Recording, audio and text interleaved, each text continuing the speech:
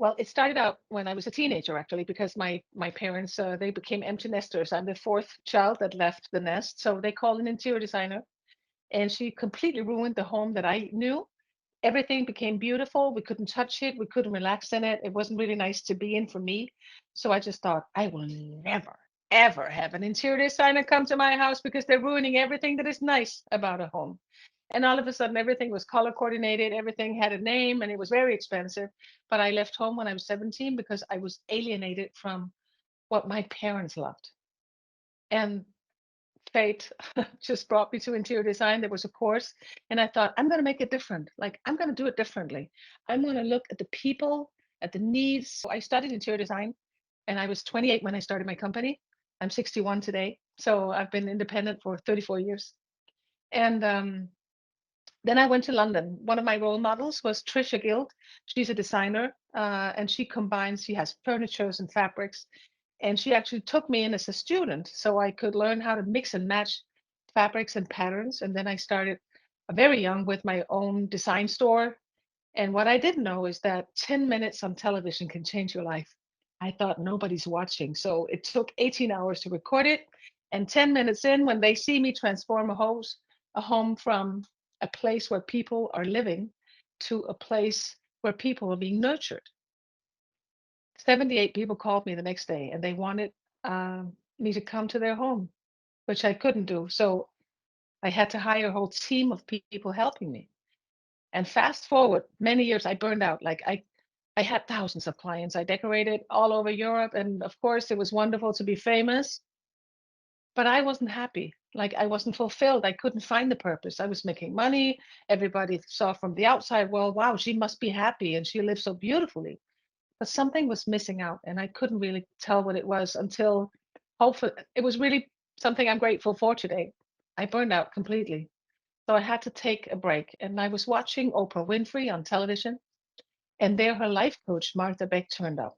Like a very normal looking woman from all the other American women I had seen on television, which I couldn't mirror myself in. But Martha talked about coaching and about the mirror of self and how we could transform limiting thoughts and how it would set us free to live the life that we dreamt of and to become the best version of ourselves. So maybe because I'm from a small town in small country Denmark, I didn't know you cannot write an email to Martha Beck. I just did it. So I sat down and I told her about what I thought would be the connection between interior design and coaching, because many of my clients were hesitant to choose a color. They would be fighting in IKEA because they couldn't decide over furniture and they didn't know why they were fighting, but I had kind of a clue that they were fighting about their personal values and about their human needs, like according to Maslow's pyramid of need. And she called me 3 days later and she became my role model, but she also became my teacher.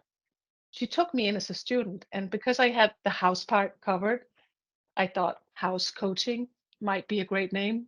It's not, you can't trademark it, but the whole technique of bridging the coaching system with interior design tools actually was brilliant.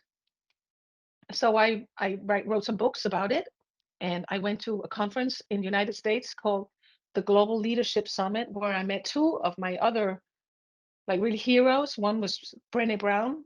I had read all her books, and she was speaking on the stage very close to me, and where she also talks about the limiting thought and how perfectionism and wanting to be perfect actually hinders us from being vulnerable and authentic and to live with integrity. And that so resonated with me because all the designers that I knew, we all suffered from imperfection. Like we would not show up as we were. We were trying to build this image. Like I know architects, maybe it's even a major thing in the university world that you have to have special clothes, special look, like to be specially cool or intellectual. And I couldn't live up to that because I'm not cool. Like I've never been cool in school. I will never be cool. I'm just Kirsten. And later at the same seminar, I heard about Blake Mikoski, who founded Tom's, the one for one model. Buy a pair of shoes and give away a pair of shoes. And I thought, oh my God, if you could do that with home design articles, like buy a candle, be light to somebody's darkness, buy a cushion, be comfort to somebody else in their life. So when I got back from that, I started the Home Angel and Friends Foundation in Denmark, where I actually do one for one, where I help prominent guests. They pay me, and then I can do nonprofit. So my time is divided now from profit, nonprofit. So these role models changed the whole way that I work and the way that I added a higher purpose to my work. Like I really feel fulfilled every time that I do this. So I met another role model, the CEO that time of Bo Concept, which is a Danish furniture store that has departments in 260 cities around the world. I met him by chance. I don't believe in chance. I thought by fate.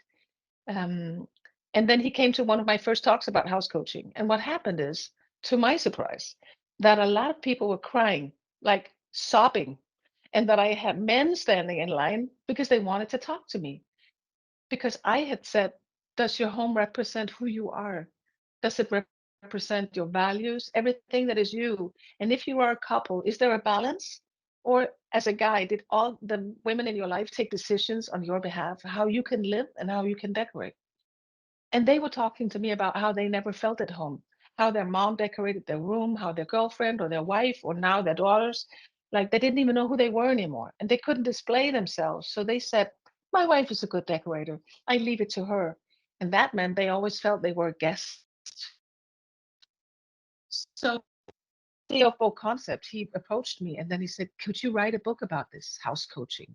And would you please train my staff, the consultants and the sales staff, because I don't see a schisma between consulting and selling if you sell for the right purposes, adding purpose to sale. So I did. I wrote a book called Come Home to Yourself, and I traveled a couple of years around the world doing speaking, and it was fantastic. But every time that I did the talks, and there were architects and designers, interior designers, they would come to me like shaking. Why didn't I learn this? Why didn't anybody tell me about the people that I'm going to work with? Why didn't I know that they have some really important needs to be met before I can even talk about design? A journalist said to me, why don't you start like an academy for this training? So hesitantly I did, and 12 of the most wonderful people that I met during my talks, I invited them to walk with me and I became their mentor.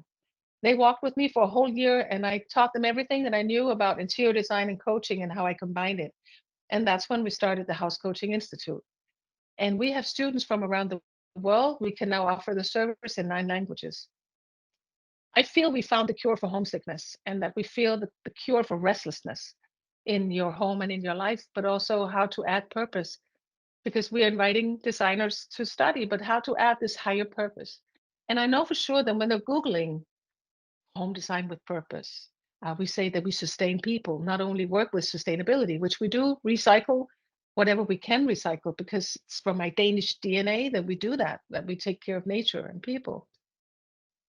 It's really beautiful. It's taken my life to a place where I wake up grateful every morning and I pinch myself that I get to work with this. That people are actually listening to my advice. It's very humbling that people are really looking up to you and they are listening to you because and also the older I get, the wiser I get, but also the more authentic I get, and that's very humbling. And it's really something that I'm taking very much care of to be authentically who I am, and also to share my journey. What I have discovered is that a lot of people suffer from insecurities. It's particularly creative people have a deep rooted insecurity. Am I good enough? Is what I'm doing good enough? Am I standing out enough? Like, can I compete with others? I see them seeking more and more courses. Like they become architects and then they become maybe even designers and they become, they keep studying like it's never enough because they think they don't know enough. And what I help as a mentor that I also needed to learn is you can't keep putting input in. You have to have output.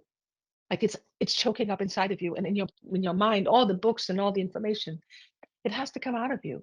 So I help people write books, do seminars, do workshops, like share their knowledge with a lot of people because it needs to get out of you.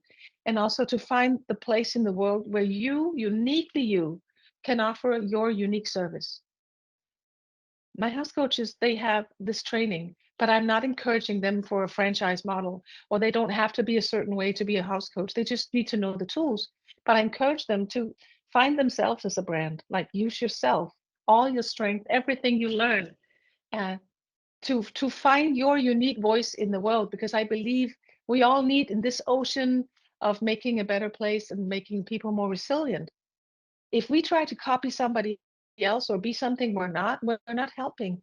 But if we take time to discover our strengths and weaknesses and stand as we are, we can actually give the world a unique experience of our light. And that's what I want to do.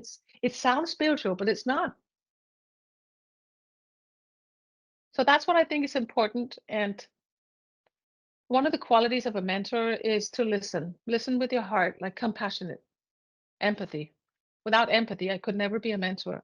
But if I can kind of learn what you have been going through, what are your limiting thoughts, what is hindering you from becoming the best version of you, then I can actually help you become like a much stronger person. And I also at the end discovered that the wars, the COVID, and everything that came with the insecurity of and of course the global heating, that it's deeply rooted in people that they are afraid of taking decisions and moving forward because the world in itself is becoming insecure. And that's when I help people to say, the world will always be insecure. It has always been insecure. We just know more about it. So it's very important that what we do within architecture and interior design is that we help people create a home that is a cocoon where they become stronger. If we can build each client stronger within what we're doing with design, then no matter what happens, we will be better off and we will be stronger to fight against it, because it's not going to go away. I don't think so.